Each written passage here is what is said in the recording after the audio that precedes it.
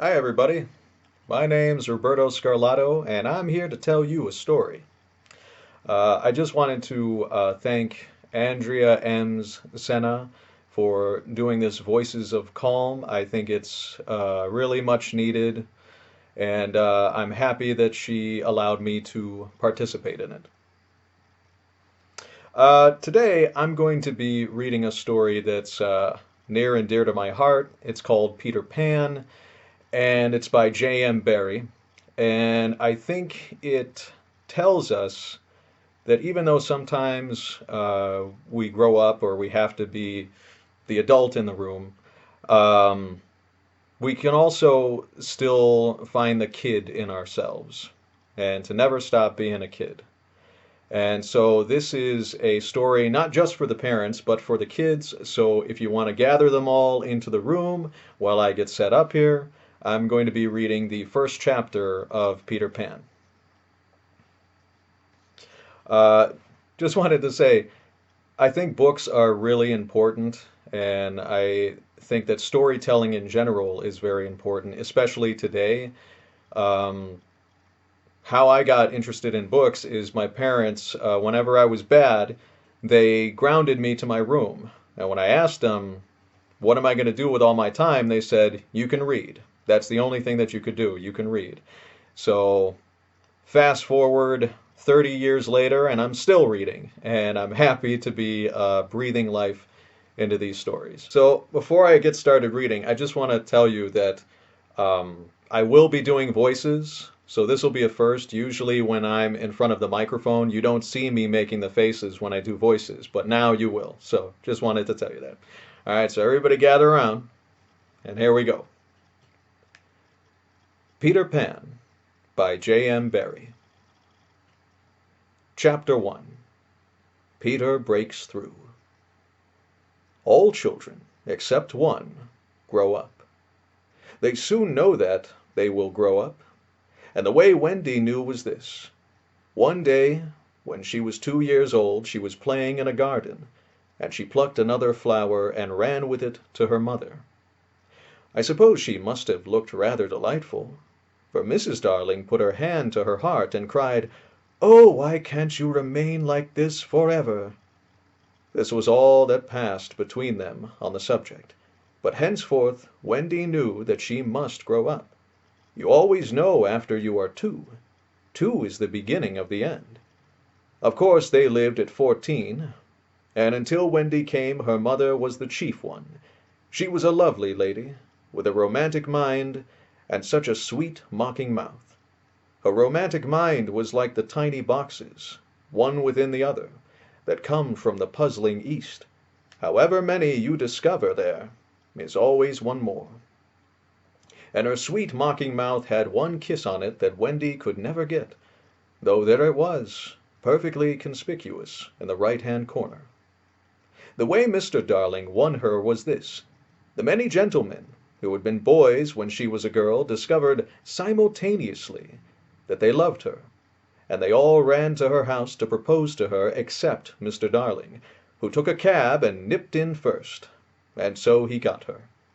He got all of her, except the innermost box and the kiss. He never knew about the box, and in time he gave up trying for the kiss. Wendy thought Napoleon could have got it, but I can picture him trying, and then going off in a passion, slamming the door. Mr. Darling used to boast to Wendy that her mother not only loved him but respected him. He was one of those deep ones who know about stocks and shares. Of course no one really knows, but he quite seemed to know. And he often said stocks were up and shares were down in a way that would have made any woman respect him. Mrs. Darling was married in white, and at first she kept the books perfectly, almost gleefully, as if it were a game. Not so much as a Brussels sprout was missing, but by and by whole cauliflowers dropped out, and instead of them there were pictures of babies without faces.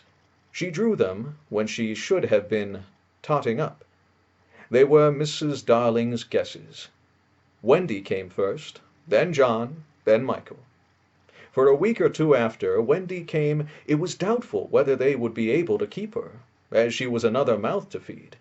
Mr. Darling was frightfully proud of her, but he was very honorable, and he sat on the edge of Mrs. Darling's bed, holding her hand and calculating expenses, while she looked at him imploringly.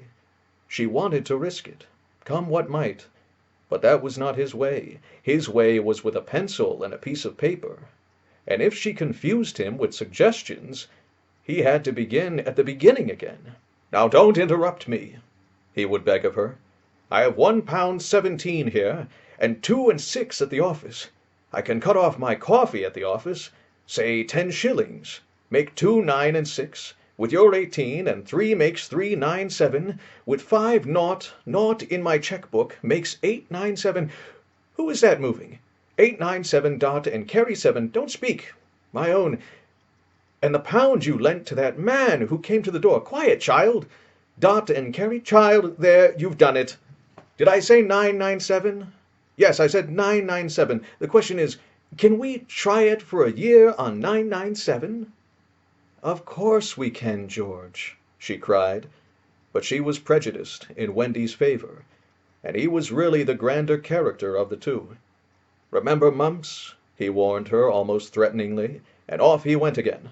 Mumps, £1, that is what I have put down, but I dare say it will be more, like 30 shillings. Don't speak. Measles, 1 5. German measles, half a guinea, makes 2 15 6.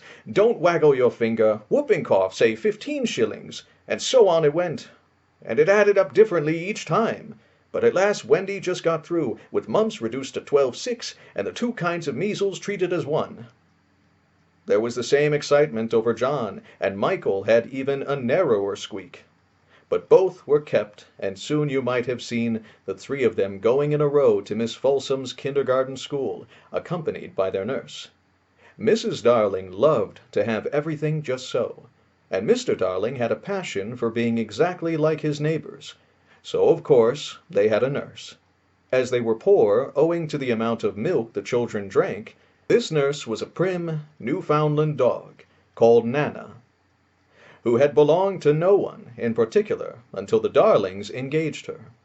She had always thought children important, however, and the Darlings had become acquainted with her in Kensington Gardens, where she spent most of her spare time peeping into perambulators, and was much hated by careless nursemaids, whom she followed to their homes and complained of to their mistresses. She proved to be quite a treasure of a nurse. How thorough she was at bath time, and up at any moment of the night, if one of her charges made the slightest cry. Of course her kennel was in the nursery. She had a genius for knowing when a cough is a thing to have no patience with, and when it needs stocking round your throat. She believed to her last day in old-fashioned remedies, like rhubarb leaf, and made sounds of contempt over all this new-fangled talk about germs, and so on. It was a lesson in propriety to see her escorting the children to school, walking sedately by their side when they were well behaved, and butting them back into line if they strayed. On John's footer days she never once forgot his sweater, and she usually carried an umbrella in her mouth in case of rain. There is a room in the basement of Miss Folsom's school where the nurses wait. They sat on forms, while Nana lay on the floor, but that was the only difference. They affected to ignore her as of an inferior social status to themselves, and she despised their light talk. She resented visits to the nursery from Mrs. Darling's friends, but if they did come she first whipped off Michael's pinafore and put him into the one with blue braiding, and smoothed out Wendy and made a dash at John's hair. No nursery could possibly have been conducted more correctly, and Mr. Darling knew it, yet he sometimes wondered uneasily whether the neighbors talked. He had his position in the city to consider. Nana also troubled him in another way. He had sometimes a feeling that she did not admire him. "I know she admires you tremendously, George," Mrs. Darling would assure him, and then she would sign to the children to be specially nice to father. Lovely dances followed, in which the only other servant, Lisa, was sometimes allowed to join. Such a midget she looked in her long skirt and maid's cap, though she had sworn, when engaged, that she would never see ten again. The gaiety of those romps, and gayest of all was Mrs. Darling, who would pirouette so wildly that all you could see of her was the kiss, and then if you had dashed at her you might have got it. There never was a simpler, happier family until the coming of Peter Pan. So yeah, that was just a little bit from Peter Pan by J.M. Barrie. My name is Roberto Scarlato, and I wanted to thank you all for joining Voices of Calm. And just remember to stay home and be a hero. Thank you.